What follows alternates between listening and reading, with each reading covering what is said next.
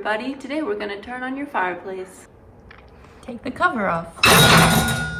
This is our gas. When it's parallel to the hose, it's open. Now we turn our attention to the dial. The red arrow at the bottom shows where it is. So right now it's on off. We want it on pilot.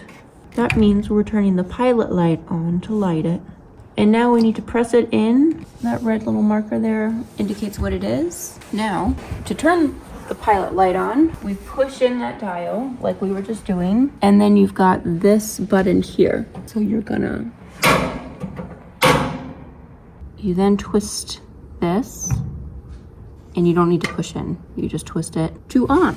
If you want to adjust, well, actually, before we do that, the first time you turn it on, it might get a little smoky because there might be dust trapped in there from the past spring and summer seasons.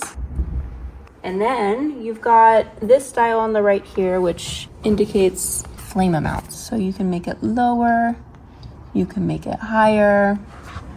I usually have it somewhere in the middle there.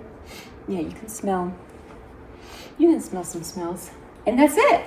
And then you just leave it at the end of winter, and then you just put it back on off, close the gas line, and you're good. Like and subscribe.